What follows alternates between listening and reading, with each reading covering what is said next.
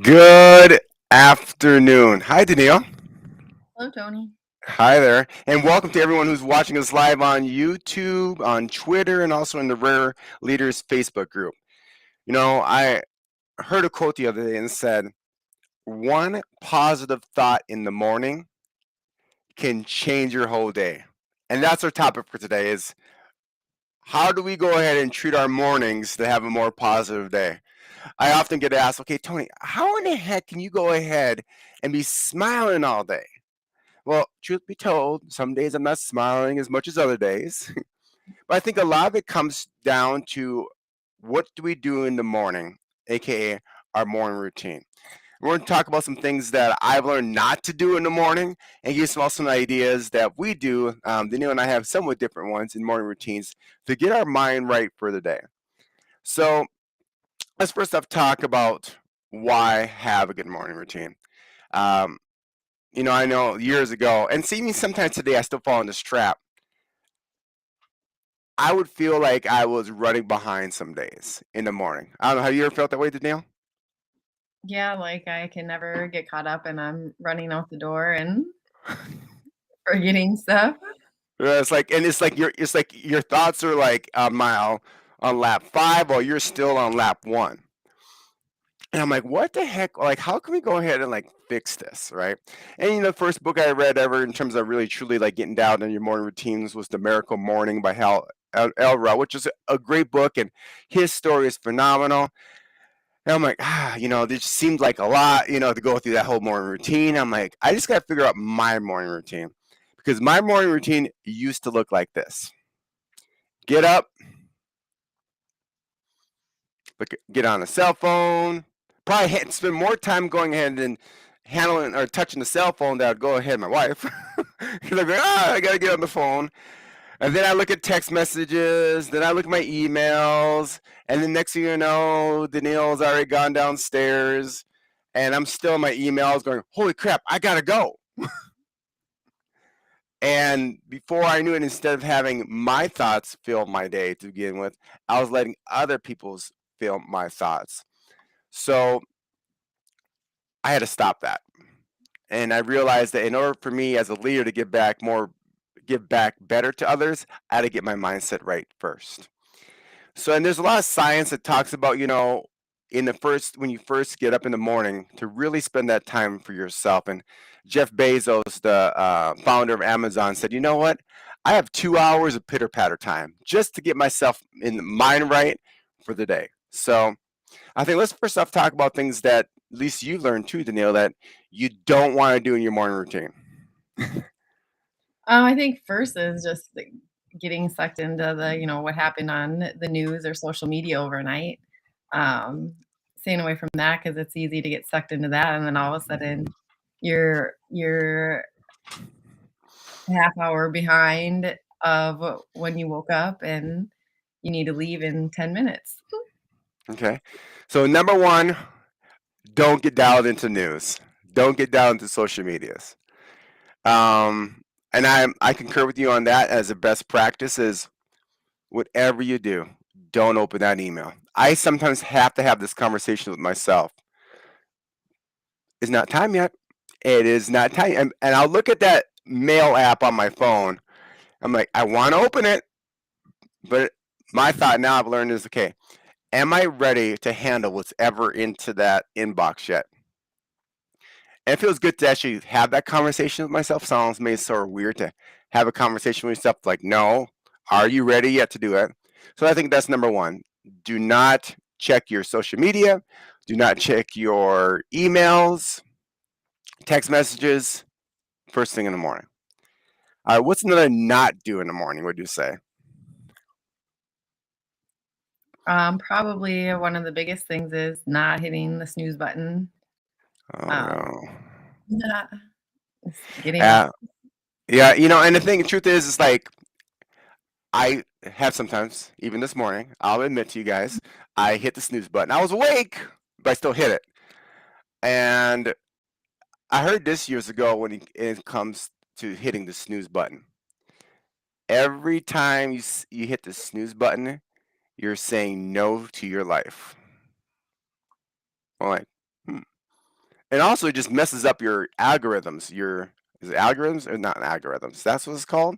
Your Yeah. some sleep patterns, something like that. Every time you hit it, people go, "I'm gonna give myself a half an hour longer to sleep." Well, why don't you just set your alarm a half an hour later and get up? And I was listening to this talk yesterday. It said, when you simply decide, like, I'm getting up at a certain time, XYZ day, and like simply make that decision, magically your brain will actually wake you up. So I felt more refreshed this morning when I set the alarm for the alarm that I did, because I'm gonna get up at this time, and I was up. I just wanted to stay in bed a little bit longer. So don't hit the snooze. Don't check your emails. What else would you say? Those are my biggest ones that I've been working to stay away from. Yeah. And I think for me, no, don't rush. And that means you got to get up earlier to give yourself time not to rush. And I know you might be thinking, hey, I'm not one of those morning people. Well, there's a reason why you're not a morning person because you keep on saying you're not a morning person. And I get there's some truth, scientific truth to that as well. Um, I'm not saying you need to like go from 7 a.m. to 4 a.m. right away. I mean, that's just crazy. I'm gonna say, maybe try working on, a half an hour earlier to give yourself more time. So, what are some things that one can do to help you get started right for a morning routine? Like, what's some things you do? Well, I think for me, the biggest thing is like um, just getting up right away and then moving into like I have a routine of getting stuff ready for you and Ezekiel in the mornings, and then as you're out the door, then I have my quiet time that I have after that because I don't have to leave the house right away like you do. Okay, all right. My morning routine typically goes like this. I'll sit there for a while, depending on if you're still there or not, and I'm like, just I say thank you. Like, I have usually when I say some kind of phrase in the morning, like, okay, there's a book called The University of Success by Og Mandino, and said, try this for 30 days, and I promise you, you will be more motivated and inspired to get things done. He says, in the morning, right when you open your eyes, say, do it now, do it now, do it now, do it now, do it now, do it now, do it now, do it now, do it now, do it now, do it now, do it now, do it now. And I did that for a while years ago when I first read that. I'm like, it actually worked. Like, okay, let's go, move now, because the body goes where the mind will take it. So for me, I just say thank you for the day, and I next thing I usually do is I get it. I start going into my gratitudes. That's one of the first things I do. I have an app called Gratitude, and it's a free app. I'm pretty sure. I'm now on consecutively 1,564 days of entering gratitudes, and I have 10,000 moments in there, which is pretty cool. And I read back through this. I'm like, wow, this is where my mind was at that morning.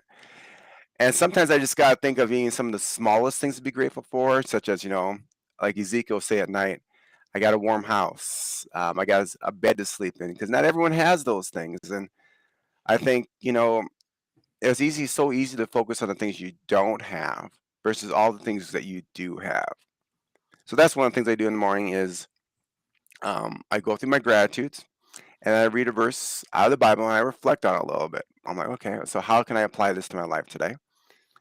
And then I go through my action plan for the day. Okay, all right, what is the biggest outcome I want to get out today? And then I put my appointments in there and everything like that. Once I'm done with that, I'm also drinking some water in the meantime there. Um, if I feel like I'm rushing that day, if I feel like I am like, okay, I gotta go, go, go, go, I actually do meditation then.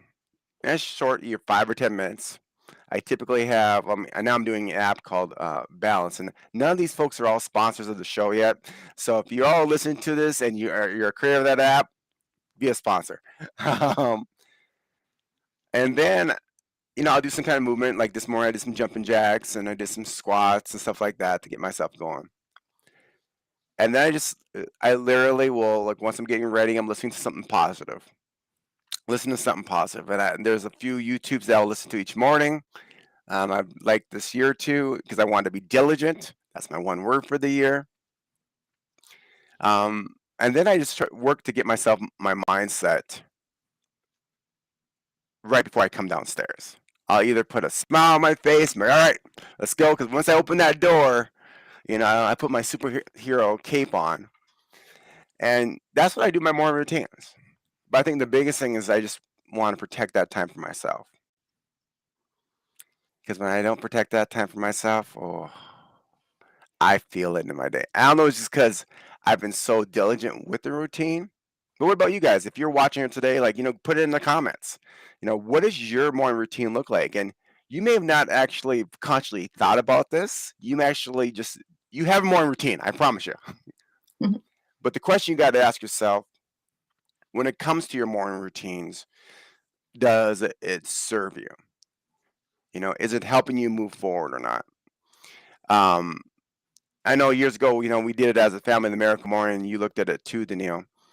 What's something else in terms of like the morning routines that you've done over the years that's really you felt like helped you move forward intentionally? Well, I think just moving right away in the morning, sets a different precedent for the day as far as what like activities I'm doing. So like if I'm getting my workout done right away, it helps fuel like making sure I'm getting enough water in the day and that I'm eating better versus trying to push it off and then like thinking that I have time later to do it and just sitting in my quiet time in the morning and having that where I can read and think about different things and write and just being in silence for me is a big thing. Like um, I know it's usually go go go go go go go after you guys are home, so it's nice just to have my time that it's quiet. But what about those people that may not like they don't feel that they can have that quiet time? Like I think sometimes we think we got to go ahead and do everything for everyone else and have that quiet time. Like how did you get to that point of actually saying, you know what, I'm making this time for me? I just started getting up earlier than you guys get up and just realizing like my day is structured a little bit differently than yours. So what does that look like for me? Being able to make it my time in the mornings, um, and scheduling out different little pockets throughout the day. Like I know that at this time I have a little bit different energy type than I have at this time because I'm still waking up and whatever. So it may be at lunchtime that's you take that for your quiet time and you go sit in your car or you go for a walk or you just take the time for yourself. Like figuring out your day and what works out best for you and when um, you can if whether it's right before bed, like, I don't know, maybe that then helps you wind down from the day a little bit better than, um and knowing, like, what you're gonna do for the next day works for you better than it does getting up early and planning out your day. I mean, that's a good point. It's like I think what, for everyone's watching and listening here today, it's you got to make time for you, regardless of what it is. It could be on that drive to work, no music on, just in your thoughts. It could be during your lunch hour. It could be that, 15 minutes prior to getting home. And it's interesting, especially if you feel like you got a lot of things demanding of your attention and time. I remember this was in my early 20s.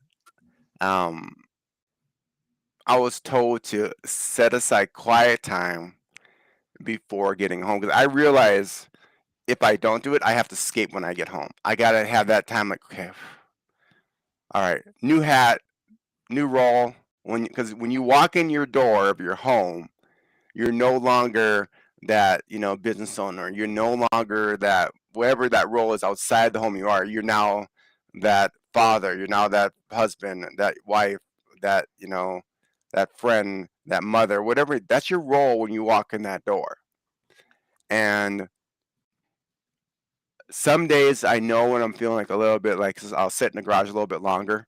Danielle will open the door, go hi, and it's just like for me, like okay, I just need that extra 10 minutes, just quiet time. Because sometimes I'm guilty of this, even though I have an executive assistant. I don't schedule focus time some days in my thing. I'm like, all right, go ahead and schedule these meetings for me, and she does an amazing job scheduling them all. And then I don't schedule Tony time. So for me, morning routine is very important. It helps me get started on the right track. But to Danielle's point, you know, you may have to have schedule a different time for your quiet time. But whatever you do, schedule time for you. And I'm going to go ahead and we'll put in the documents here a quick 10-minute morning routine that'll get your day started off right. Um, you know, you may not want to wait an hour or something like that. You may just need to start at 10 minutes. You need to learn how to crawl before you walk, and that's completely okay. So we'll put this in the Rare Leader Facebook group of documents. Feel free to use it as a guide for you. So as we go ahead and finish up here, Danielle, when it comes to why have a morning routine to go ahead and give yourself space, what would you say are some final thoughts for you?